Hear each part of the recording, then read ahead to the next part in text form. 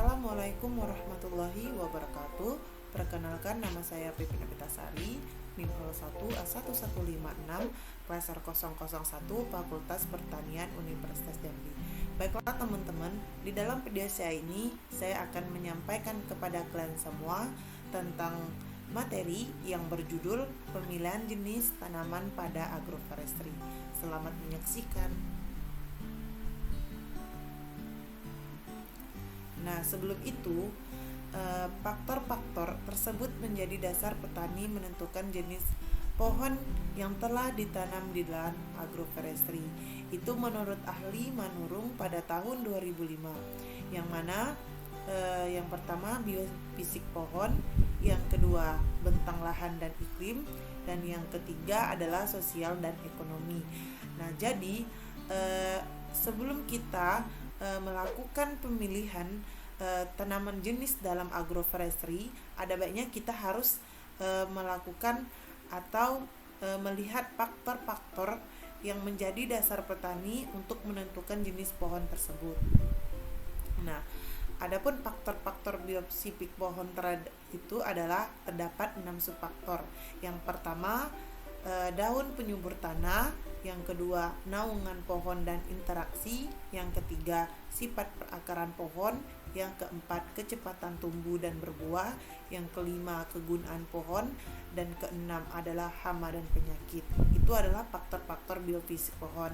Nah, yang kemudian ini adalah faktor sosial ekonomi terhadap 6 faktor. Yang pertama peluang pemasaran, yang kedua harga komoditas, yang ketiga status kepemilikan lahan, yang keempat itu pengusahaan teknik budidaya oleh masyarakat, dan kelima kebijakan dan peraturan pemerintah.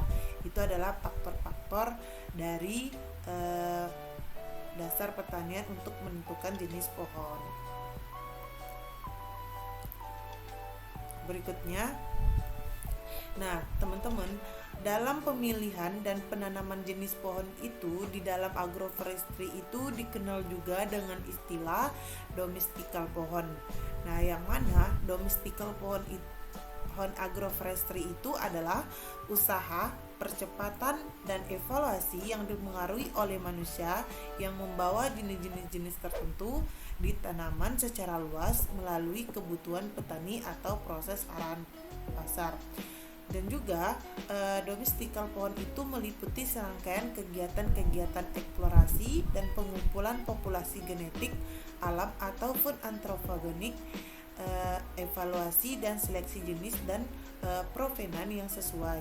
Maka pengembangan teknik pengelolaannya itu dan pemanfaatan pemasaran hasil pohon dan pembangunan dan penyebaran dari informasi teknis itu adalah menurut ahli dari Suryanto et al. Pada tahun 2005. Itulah sebelum kita melakukan pemilihan dan penanaman jenis pohon itu dalam agroforestry itu dikenal juga dengan istilah domestikal pohon. Selanjutnya, apa itu pohon serbaguna? Nah, jadi untuk mengetahui apa itu pohon serbaguna, jadi spesies pohon itu dapat multiguna dengan dua cara. Yang pertama, satu pohon bisa menghasilkan lebih dari satu tanaman. Misalnya ini, petani di Amerika Tengah dan Filipina menanam Grisidia specium sebagai pagar hidupnya itu, yang menyediakan bahan bakar, pakan ternak, dan pupuk hijau untuk tanaman pertanian semuanya pada saat bersamaan. Nah, yang kedua ini yaitu pohon dari spesies yang sama bila dikelola secara berbeda dapat menghasilkan tanaman yang berbeda.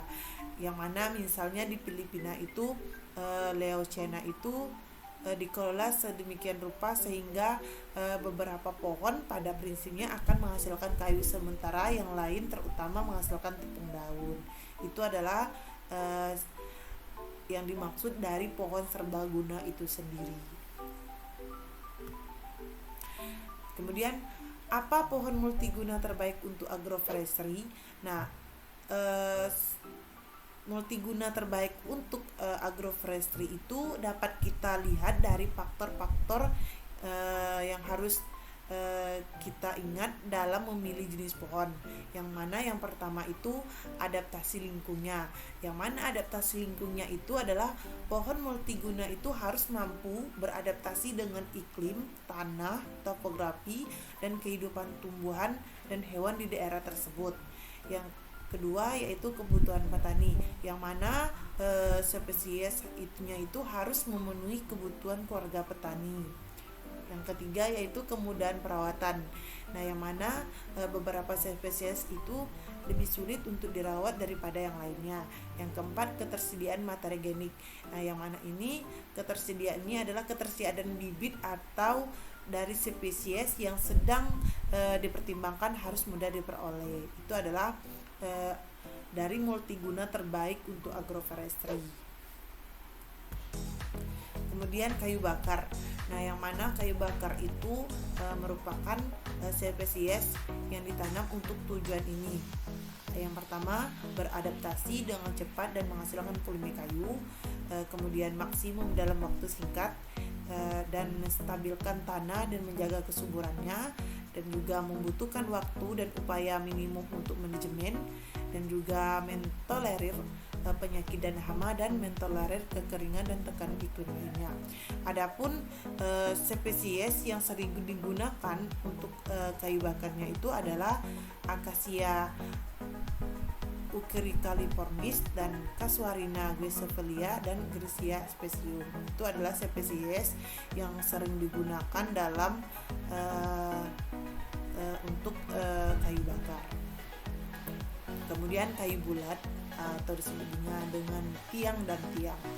Nah, spesies ini ditanam untuk bertujuan harus memiliki batang lurus, kemudian memiliki satu batang utama daripada beberapa batang, kemudian menghasilkan sedikit atau cabang tipis, dan kemudian memangkas diri sendiri dan tanpa simpul. Nah, jenis spesies yang sering digunakan untuk kayu bulat ini adalah dari Acacia Auriculaformis dan Acacia mangium. Itu adalah spesies yang sering digunakan dalam untuk kayu bulat. Kemudian makanan ternak. Nah, untuk makanan ternak ini spesies yang ditanam ini untuk bertujuan ini, yang mana menghasilkan daun atau polong yang disukai hewan, kemudian menahan loafing, pruning, rudding, dan covering, kemudian tumbuh dengan cepat terutama pada tahap awal, dan juga beradaptasi dengan mudah dengan ke situs dan lingkungan yang berbeda, dan juga tahan naungan yang kuat jika ditanami dengan spesies lainnya, dan juga memperbaiki nitrogen untuk meningkatkan kesuburan tanah. Itu adalah makanan ternak yang bertujuannya. Adapun spesies yang sering digunakan itu adalah dari Albacea lebe dan Leucaena keputihan. Itulah spesies yang sering digunakan untuk pakan ternak. Kemudian pagar hidup. Nah, adapun pagar hidup ini adalah spesies yang ditanam untuk tujuan, yang mana tumbuh dengan baik di dalam kondisi buruk, dan juga tumbuh baik dalam jarak dekat, dan juga membutuhkan perawatan minimal dan menahan pemotongan dan pemangkasan, dan diperbanyakkan dengan mudah dari stek. Nah, adapun spesies yang sering digunakan dalam untuk pagar hidup ini adalah spesies dari Cajanus cacan dan Calendra calotritus. Itulah spesies yang digunakan dalam pagar hidup. Kemudian perlindungan dan rehabilitasi tanam. Nah, spesies ini yang ditanam ini untuk tujuan tumbuh cepat dan tumbuh dengan baik di bawah kondisi buruk juga, memiliki mahkota yang menyebar, dan memiliki sistem perakaran yang kuat untuk mengikat tanah. Kemudian asosiasi baik dengan organisme pengikat nitrogen dan jamur dan mikoriza di dalam waktu tanam. Nah, adapun spesies yang sering digunakan untuk perlindungan rehabilitas tanah itu adalah spesies dari Acacia Ucericaliformis dan Casuarina guicephalia. Itu adalah spesies yang sering digunakan dalam perlindungan dan rehabilitas tanah. Kemudian dalam melakukan pemilihan tanaman jenis agroforestry itu ada namanya sistem BERA yang ditingkatkan, yang mana banyak daerah peningkatan populasi telah mengibatkan siklus rotasi tanaman budaya yang lebih cepat dan periode BERA lebih pendek. Dalam beberapa kasus, waktu BERA terlalu singkat untuk memungkinkan tanah pulih, yang mana blok pohon yang tumbuh cepat, terutama spesies yang mengikat nitrogen di dalam tanah, dapat membantu pemulihan tanah serta menyediakan bahan bakar, tiang, dan pakan ternak. Nah, jadi dalam melakukan sistem BERA yang ditingkatkan itu, ada populasi yang menyebabkan siklus rotasinya itu sering lebih cepat daripada BERA lebih pendek. Adapun karakteristik spesies yang diinginkan, yang pertama, kandungan nitrogen yang tinggi dalam jaringan, yang mana ini untuk mempercepat peremajaan tanah, ya, karena nitrogen itu adalah kekurangan yang paling penting dari tanah tropis. Kemudian produksi biomasa, yang mana serasa dari pohon itu, terutama dedaunan, dapat menambah nutrisi penting ke tanah. Itu adalah karakteristik spesies yang diinginkan. Baiklah teman-teman, cukup sekian penjelasan video dari saya. Lebih dan kurangnya saya mohon maaf sekali. Wabillahi taufiq wal hidayah. Wassalamualaikum warahmatullahi wabarakatuh.